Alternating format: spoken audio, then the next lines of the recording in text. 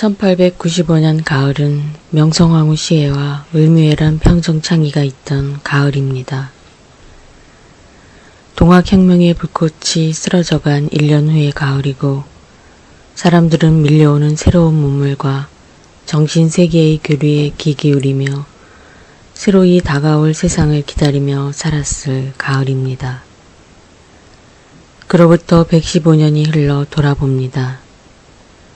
지금 우리는 그들이 그리워한 1세기 후 그들의 희망에 걸맞게 살아가고 있는가 죄스럽습니다. 1895년 겨울 이후를 미지의 세상으로 기다리며 살고 있던 그날의 사람들은 100년 후에 우리들보다 얼마나 아름다웠을까. 그 아름다움을 바라보며 그 고왔던 사람들의 꿈과 영혼을 만나며 아름다운 세상으로 회귀합니다. 그리고 그들의 꿈과 희망에 답하지 못하고 이미 퇴화해버린 100년 이후의 인간으로서 다시 100년 후를 살아갈 사람들 앞에 우리들은 어떤 모습으로 보일 수 있을까 생각합니다.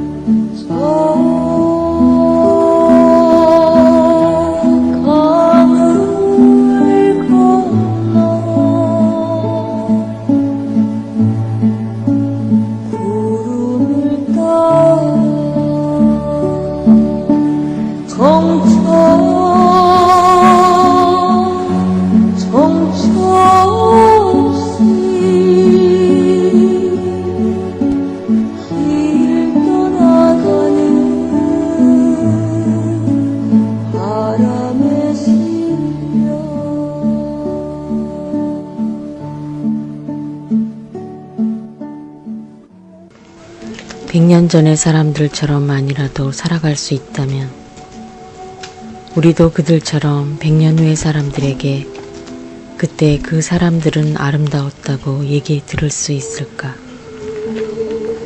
그 어느 해보다 인간이어서 서글픈 이 가을, 이별, 이 한 구석에서 100년간의 퇴화를 고백하며 죄스러움으로 다가가 우리를 그리워했을 그 가을의 님들을 만납니다. 그리고 그 모습에 안겨서 포근히 말 들어봅니다. 100년 후의 사람들은 우리를 어떻게 얘기할까? 100년 전 그 사람들에 비해 너무나 척박해져 버린 우리들의 모습을 바라보면서 서글퍼 안타까이 눈물 짓지는 않을까? 고맙게도 이렇게 말씀하시는 분들, 우리도 그 100년이 지난 후 이 가을 이 거리에서 그들을 만나고 바라보며 너무도 교만하게도 똑같은 질문을 던져보면서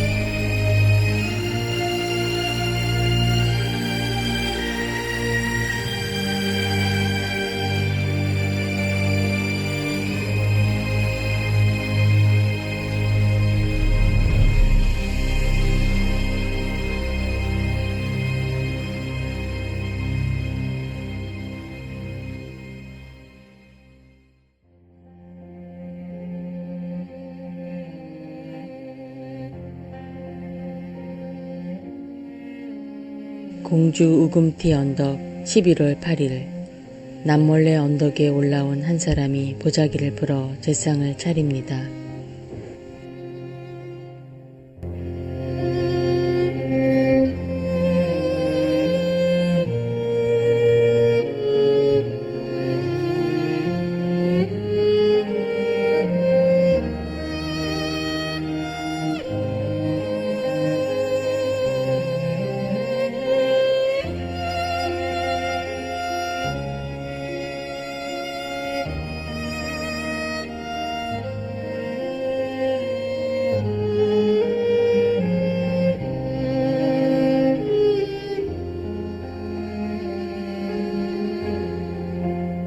구부에서 만석보를 허물고 백산에서 황토현에서 황룡천에서 전주성에서 죽창과 총포를 놓고 관군과 화해하던 전주 화약의 기쁨도 잠시, 집강소 교정청의 약속도 무의로 돌아가고 끝내 평등하고 자유롭게 모두가 함께 사는 새로운 세상, 그 벗들과 함께 꾸었던 꿈.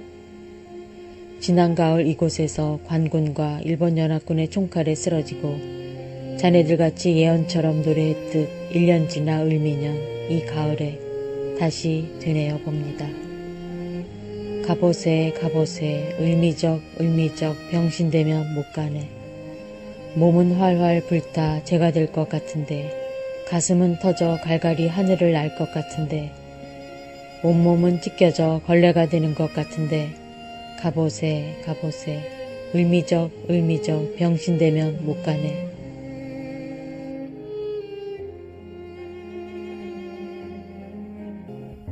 순창으로 피해 제기와 거사를 꿈꾸던 녹두 장군은 한신현과 김경천의 배신으로 피로리에서 체포되었고 지난 3월 손아중, 최경선, 김덕명, 성도환과 함께 형장의 이슬로 파랑새가 되어 떠나셨습니다.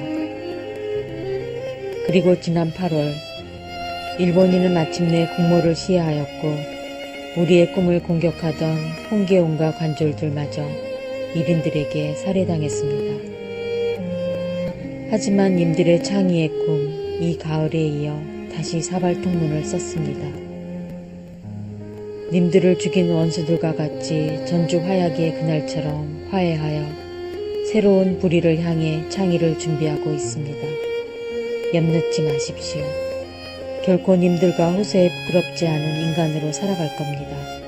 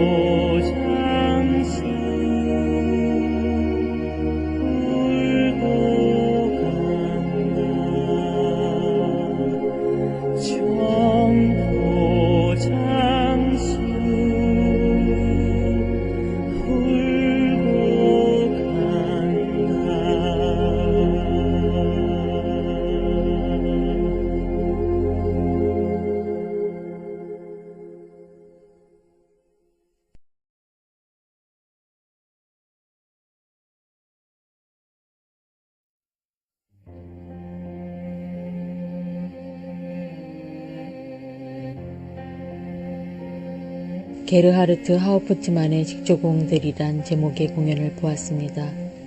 그리고 그 연극의 감동을 안고 돌아와 빈곤, 죽음, 회의, 직조공의 행진, 소요, 결말의 6부작으로 그날의 충격과 감동을 석판과 동판에다 새겼습니다. 그리고 하우프트만의 희곡과는 다르게 민중적 사고를 중심으로 그들의 삶과 투쟁에 시선을 집중했습니다.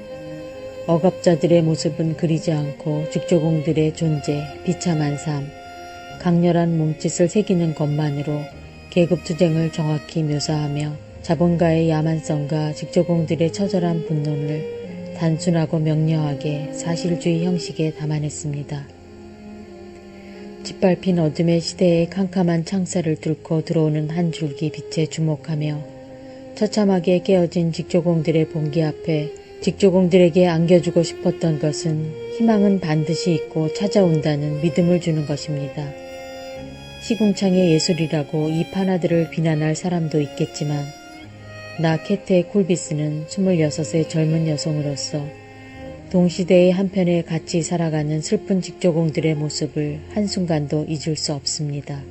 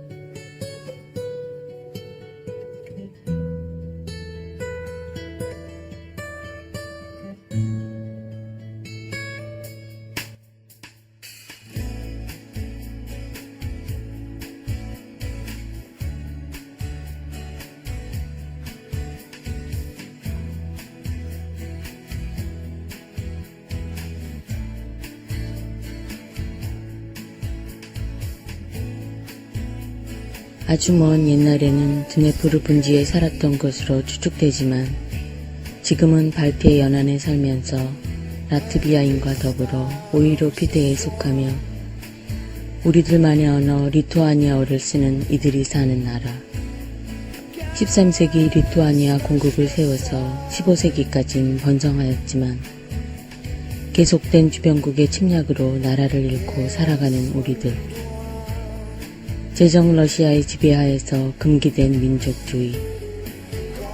율리아는 리투아니아를 천시하는 상류 집안에서 자랐지만 스스로 금지된 리투아니아어를 배웠으며 가난한 농노들의 삶을 이해하려 노력했습니다.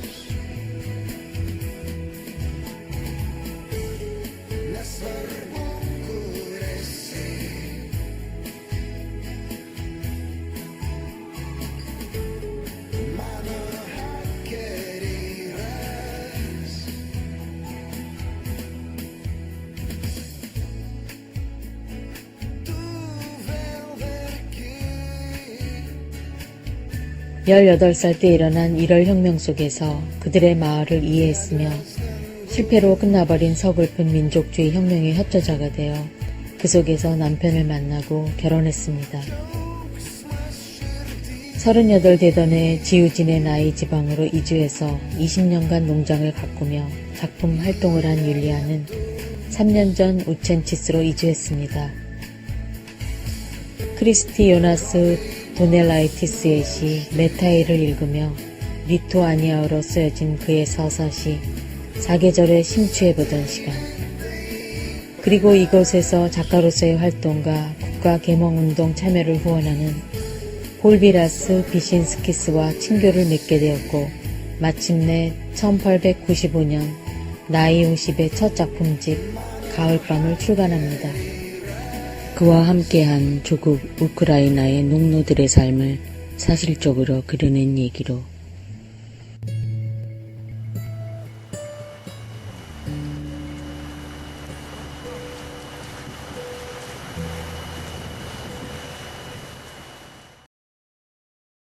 휘리에서의 폴리테크닉 시험에 실패하고 돌아온 그해.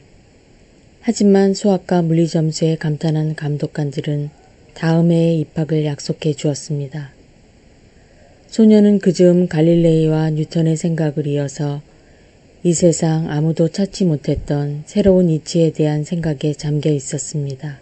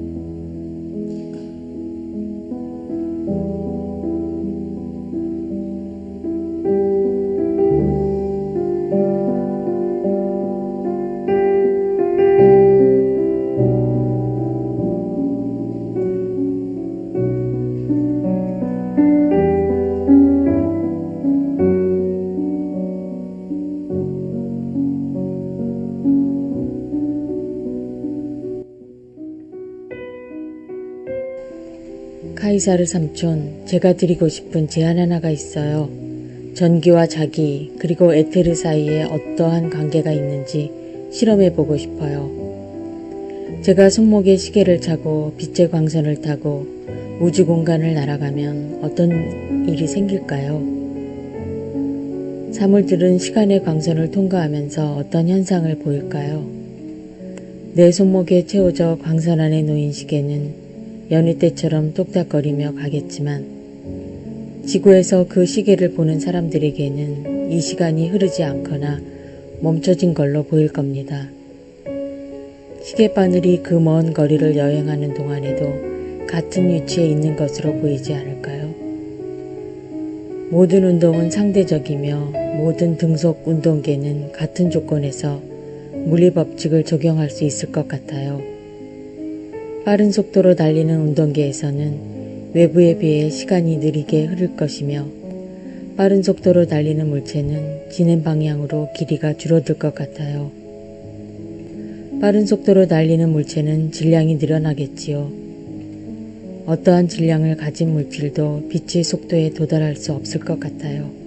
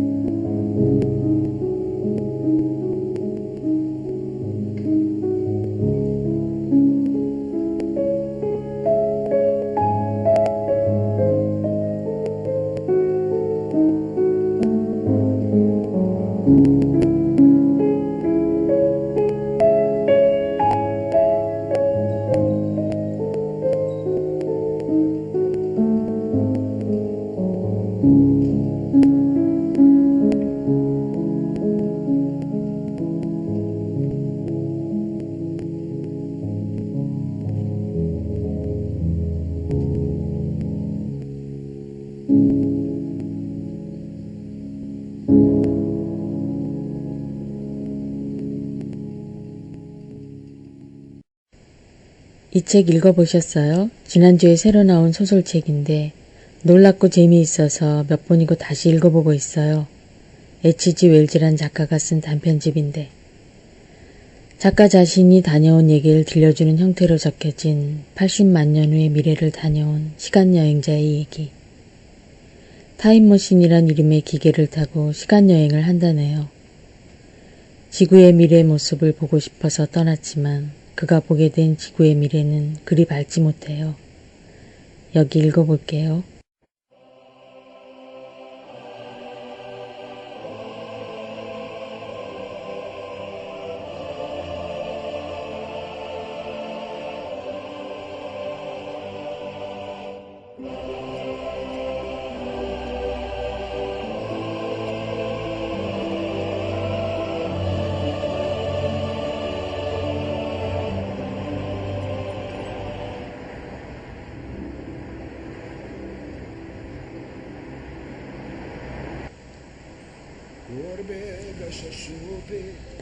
별을 보고 있자니 모든 근심과 세상의 걱정거리가 사라지는 듯 했다. 헤아리기 어려운 엄청난 거리의 미지의 과거에서 미래로 나아가는 별들의 운동에 대해서 생각해 보았다. 그리고 지구의 극이 그려내는 세차주기도 생각해 보았다. 내가 타임머신을 타고 지나온 동안, 그 조용한 회전이 이루어지는 동안 모든 전통, 복잡한 사회조직, 국가, 언어, 문학, 인간의 야망, 그리고 인류에 대한 기억마저 지상에서 사라져버렸다. 그런데 여기 작가가 그린 미래의 세상에서 만나는 몰록과 엘로이, 두 유형의 인간, 마치 지금 우리의 세상을 비유하는 것 같아요. 몰록은 산업사회에서 생산 노동자로서 무의식적으로 엘로이에게 옷과 상품을 바치고 있거든요. 그들은 생산을 위해 지하로 들어갈 수밖에 없었고 그렇게 점점 변한 인간 노동자가 몰록이지요. 그런데 지하에는 식료가 없어요. 식료품을 하나둘 소비하던 그들은 끝내는 엘로이를 잡아먹고 연명하는 괴물이 되고 말아요. 그리고 또 하나 집단인 엘로이는 산업사회에서 상류층 소비자 집단이죠. 지상에서 꺼리낌 없는 생활을 누리고 그들에겐 적도 없고 생산할 이유도 없어서 노동에 종사할 이유도 없지요. 그래서 그들의 키는 작아지고 하늘거리는 손발로 무력하게 지상에서 살아가는데 결국은 몰록의 고깃덩이가 되고 말지요. 그런데 정말 시간여행을 할 수 있는 이런 기계, 작가는 어떻게 생각해냈을까요? 타임머신이란 이름도 재미있고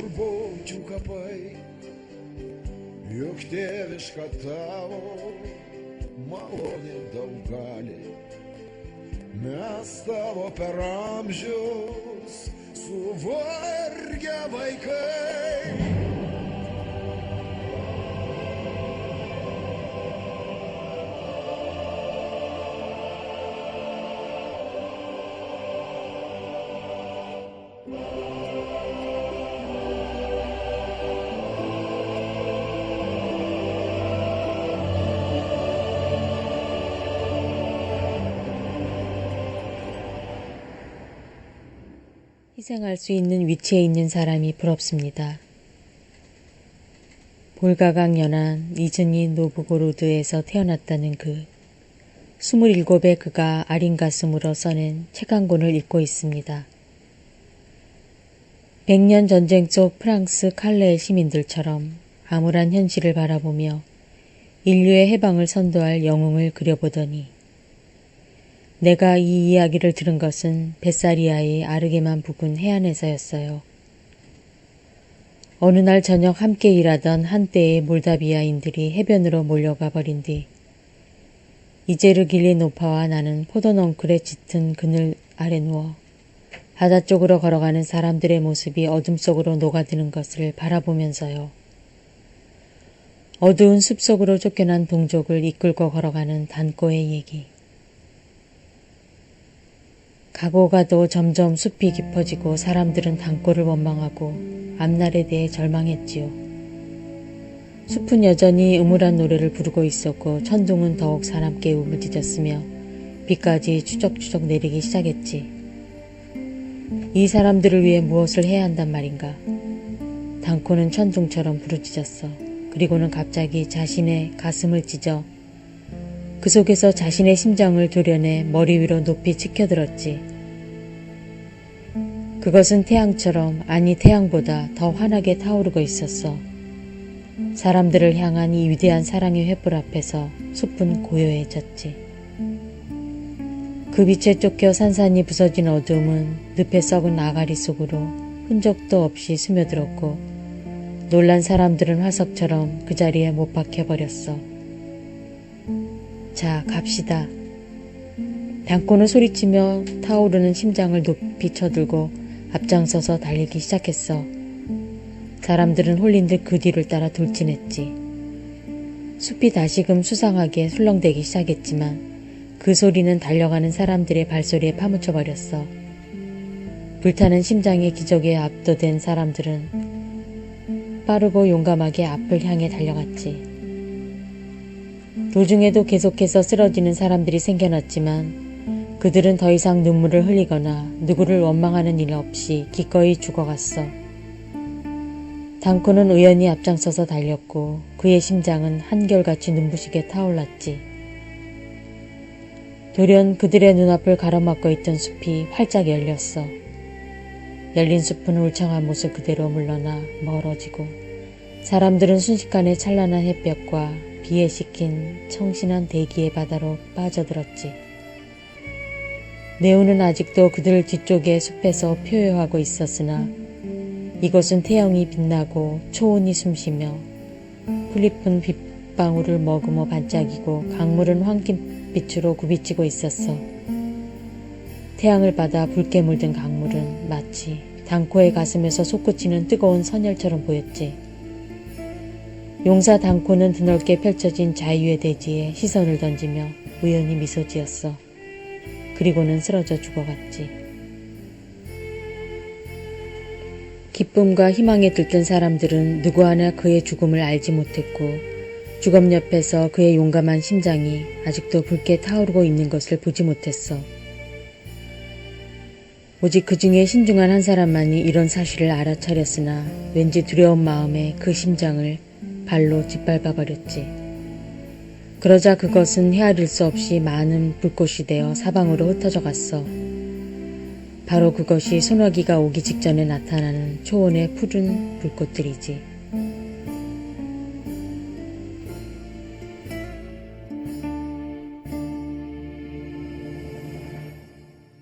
노파가 이 아름다운 이야기를 마쳤을 때 초원은 괴괴한 정적에 잠겨 있었어요.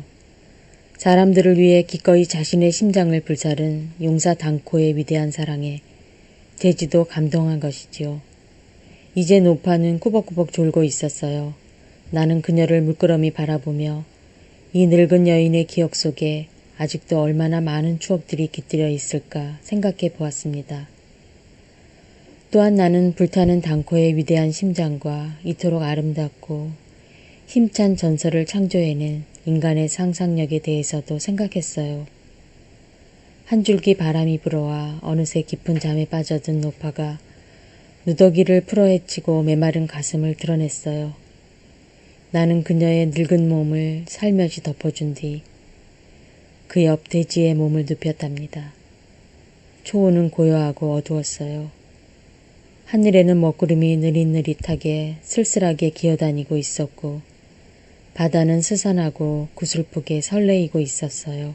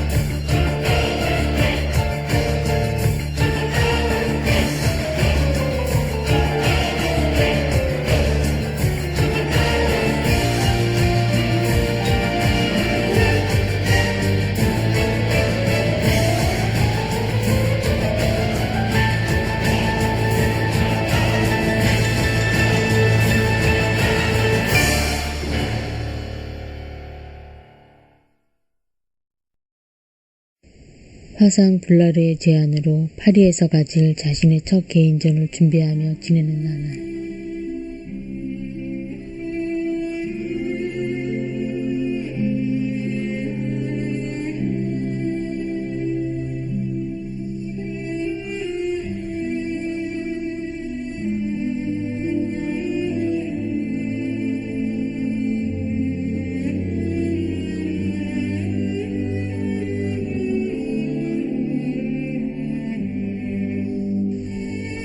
굴곡의 반생을 정리하며 이제는 가족과 친구와도 떨어져 마치 은둔자처럼 이 오두막에서 멀리 내려다 보이는 고향을 보며 자신의 가슴에 다가오는 모습대로 자연을 그립니다. 56세의 가을을 오로지 창작에만 몰두하며 보내는 나날. 빛과 그림자에 따라 다르게 나타나는 산과 자연, 그리고 마을의 색감. 햇살을 받으며 바람에 살랑이는 듯한 착각에 빠지는 그림 속 나무들.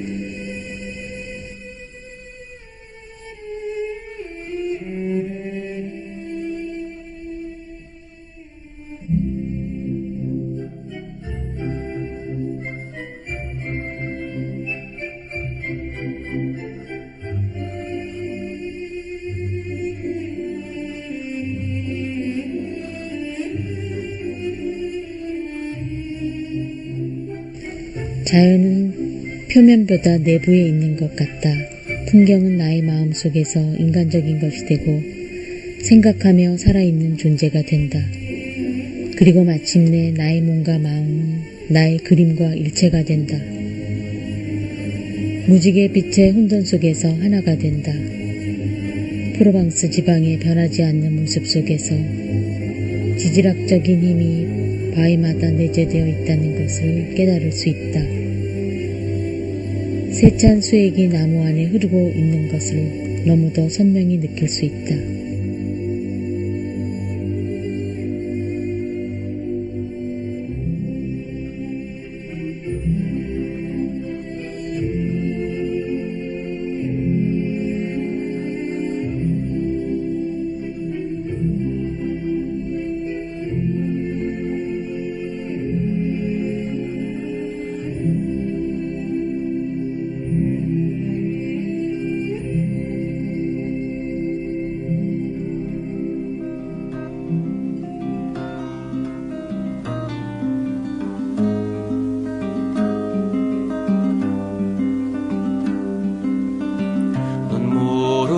지만 울고 있던 건 아니었네. 벌건 부릅던 퍼런 하늘을 얼었을 뿐. 떨고 있었지만 추억을 얹은 건 아니었네. 벼랑 끝 가녀린 꽃잎이 흔들렸을 뿐. 물질 않은 오리대 너머로 커다란 괴물을 보았네. 사납게 으르렁거리며 물길을 지워내고 있었네. 원망도 한탄도 없이 바람은 지나가고 있었네. 신음도 비명도 없이 강물은 흘러가고 있었네.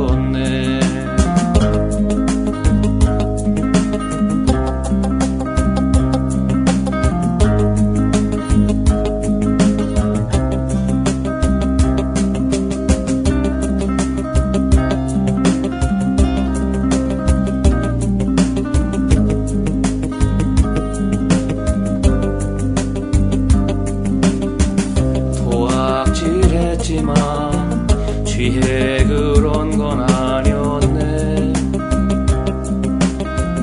하늘을 비추는 물빛이 푸르렀을 뿐.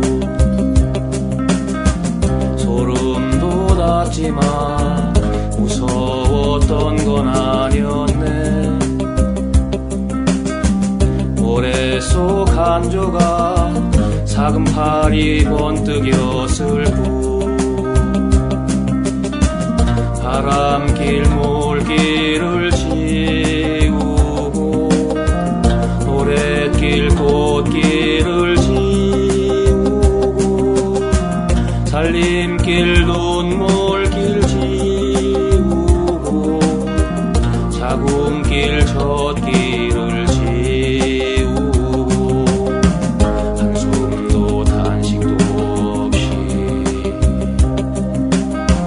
바람은 지나가고 있었네.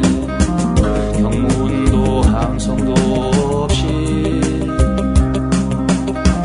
강물은 흘러가고 있었네. 강물은 흘러가고 있었네. 강물은 흘러가고 있었네. 강물은 흘러가고 있었네. 강물은 흘러가고 있었네.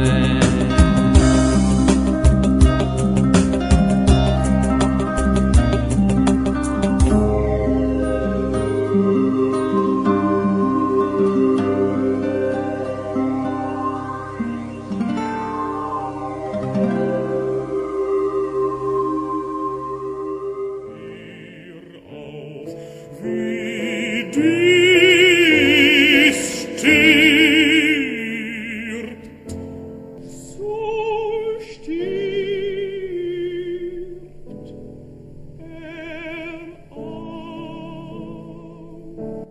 인생이 당하는 일을 짐승도 당하나니 그들이 당하는 일이 일반이라. 다 동일한 호흡이 있어서 짐승이 죽음같이 사람도 죽으니 사람이 짐승보다 뛰어남이 없음을 모든 것이 헛됨이로다. 다 흙으로 말미암았으므로 다 흙으로 돌아가나니 다 한 곳으로 가거니와 인생들의 혼은 위로 올라가고 짐승의 혼은 아래 곧 땅으로 내려가는 줄을 누가 알랴.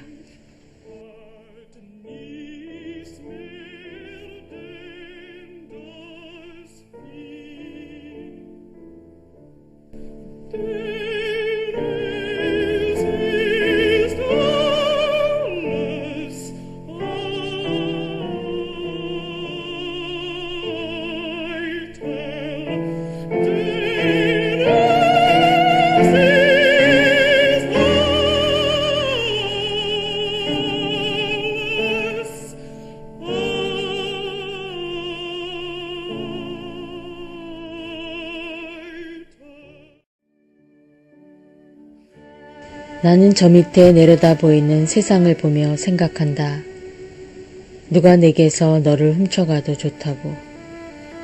나는 이 세상에서 별로 성공을 거두지 못했고 세상에 잘 어울리지도 않았으며 세상도 나의 혐오에 충분히 응수하고 안갚음하였다.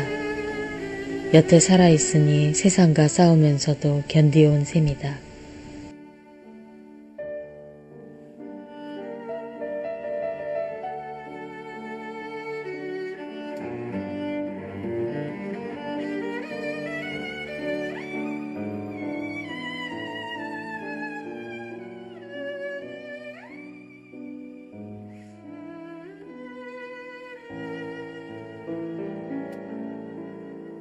꽃마다 열매가 되려 하고 아침은 저녁이 되려 하나니 변화하고 없어지는 것 말고는 달리 이 세상에 영원한 것이란 없다. 눈부시게 아름답던 여름까지도 가을이 오자 조락을 느끼려 하매 나뭇잎이여 바람이 너를 유혹하여도 끈기 있게 그대로 달려있거라. 내 유희를 계속하며 거역하지 말고 가만히 그대로 내버려 둘지니 바람이 굴러가게 하여라.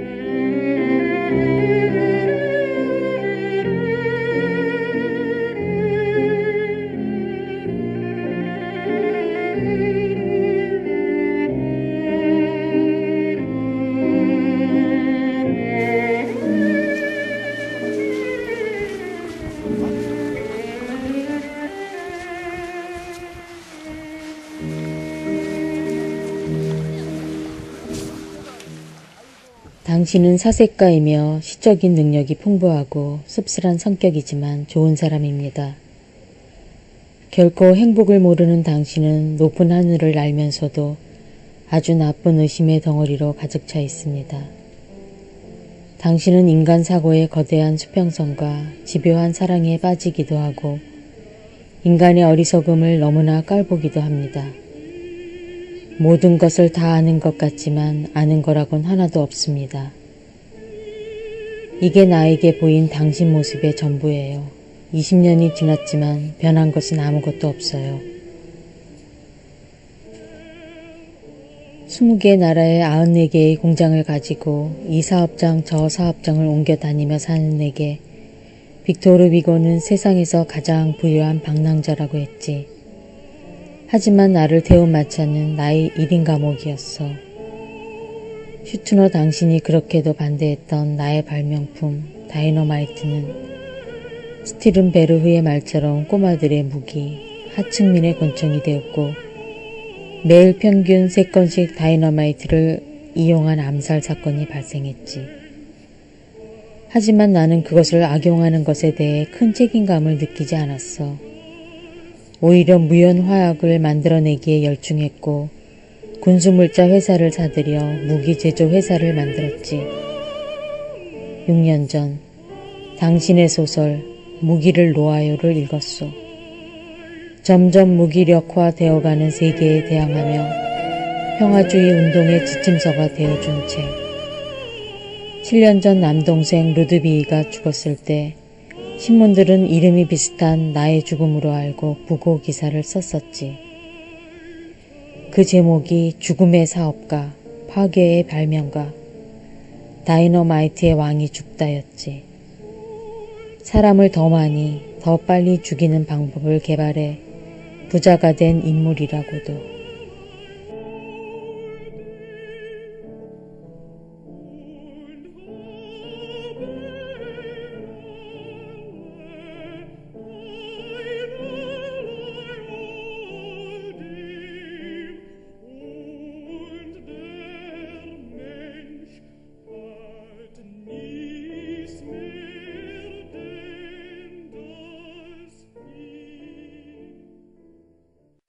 칠 년 전 한 신문사의 오보 속에 죽음의 사업가라고 칭해졌던 그가 오늘 정말 세상을 떠나갔습니다. 이제 파리에서 작성해 스톡홀름의 한 은행에 보관해 두었던 그의 유언장이 공개됩니다. 나의 전 재산을 아래와 같은 방식으로 처리할 것을 밝힙니다. 원금은 나의 집행인들에게 맡겨 안전한 곳에 투자해 기금을 조성하게 하고 거기서 나오는 이자는 지난해 인류에게 가장 큰 공헌을 한 사람들을 선정해서 상을 주는 형태로 매년 지급토록 합니다. 이자는 5개 부문에서 공헌한 사람에게 골고루 분배하도록 합니다. 첫째, 물리학 분야에서 가장 중요한 발견이나 발명을 한 사람. 둘째, 화학 분야에서 가장 중요한 발견이나 발명을 한 사람. 셋째, 생리학이나 의학 분야에서 가장 중요한 발견이나 발명을 한 사람.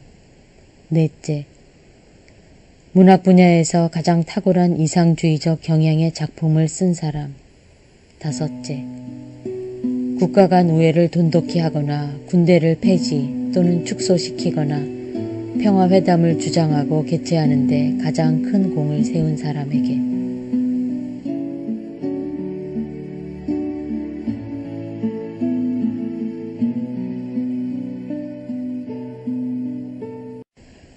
하지만 지구 저편에서 세계의 평화를 향한 한 노과학자의 유언이 읽혀지던 날 밤 조선의 춘생문에선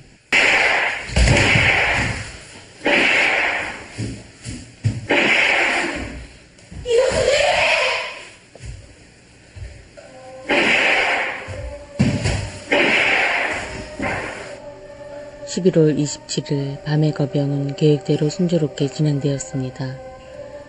군의 거병에 호응한 일부 민간인을 포함하여 군민 약 1000여 명이 집결지인 춘생문 앞에 모여서 문이 열리기만을 기다렸습니다. 같은 날 27일 자정과 28일 새벽 사이에 대궐 안에 있던 친위대 참령 이진호가 배신하여 문을 열어주기로 한 약속을 어기고 그 창의 사실을 역당들에게 알기 전까지는요. 자정이 지나도 문은 열리지 않았습니다. 윤석열이 몸소 춘생문 밖으로 나가고 그의 아들 윤치호가 수십 명의 영국군을 데리고 왔다 되돌아갔습니다. 장의군의 심리는 동요되기 시작했고 일부 민간인들은 흩어지기 시작했습니다. 그때 춘생문 안에서 군호소리와 함께 문이 열리기 시작했습니다. 문 안쪽에선 일본군 일개 중대 약 400~500명의 병력이 소총을 발사하며 밀려나왔습니다. 창의군은 흩어졌습니다.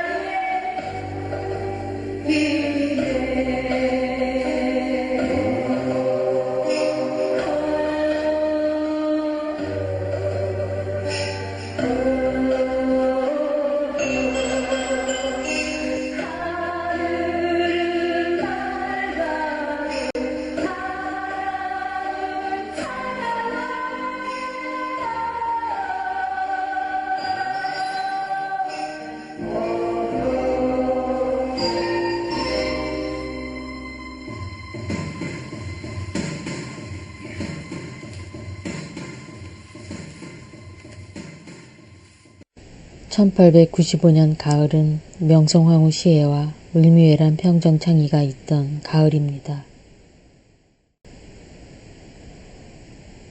동학혁명의 불꽃이 쓰러져간 1년 후의 가을이고 사람들은 밀려오는 새로운 문물과 정신세계의 교류에 귀 기울이며 새로이 다가올 세상을 기다리며 살았을 가을입니다. 그로부터 115년이 흘러 돌아보면 우리는 그들이 그리워한 1세기 후의 희망에 걸맞게 살아가고 있는가 의문이 듭니다. 1895년 겨울 이후를 미지의 세상에서 기다리며 살고 있던 그날의 사람들은 100년 후를 사는 지금의 우리들보다 훨씬 더 순수하고 더 아름다워 보이는데 정작 그들은 세기말 시린 아픔 속에서 더 아름답지 못한 자신들을 죄스러워하며 부끄러워하네요. 그 고왔던 사람들의 꿈과 영혼을 만나며 115년이 지난 이 가을, 우리의 삶 또한 100년 후의 사람들에게 어떤 모습으로 기억될 수 있을까? 부끄러움 안고 가슴 조아립니다. 그 가을을 걷던 그들의 꿈과 희망에 답하지 못하고 이미 퇴화해 버린 것은 아닐까. 그들이 그리워하고 추구하고 노력하던 아무것도 해결하지 못한 채 모든 것을 돌이킬 수 없게 망각하고 파괴시켜버린 것은 아닐까. 100년 전의 사람들처럼만이라도 살아갈 수 있다면 우리도 그들처럼 100년 후의 사람들에게 그때 그 사람들은 아름다웠다고 얘기 들을 수 있을까. 1895년 가을을 마침내 2010년 가을에 115년 전 사람들의 꿈이란 화두로 준비하고 그리고 이 작업에 동행하면서 100년 후 사람들에게 부끄럽지 않을 우리들의 모습을 찾아보고픈 이들을 찾아 나섰지만 그 슬픔을 나누지 못한 채 이렇게 가을은 또 마무리 지어집니다.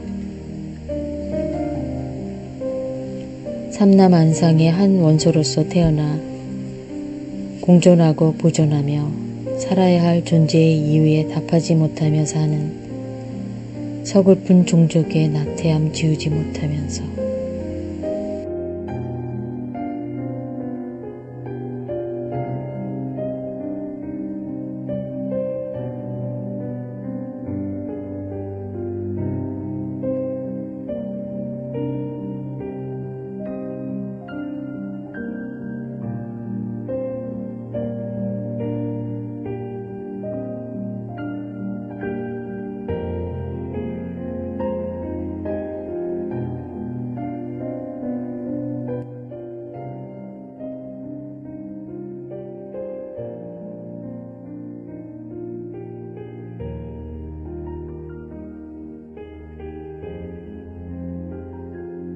100년을 씻어도 지워지지 않을 부끄러움, 그리고 그 반대편에서 의로움과 당당함으로 이겨내던 또 하나의 화두, 100년이 지나도 부끄럽지 않을 삶, 존재의 이유에 화답하며 살아가는가 스스로 질문해보는 사람들, 그리고 힘겹고 어려워도 그렇게 행하며 욕심과 이기를 버리고 우주의 바른 요소가 되어 익히고 지키며 살아가고픈 어진 노력, 그리고 그리하여 그들이 그 존재의 목적을 이유로 꾸는 꿈.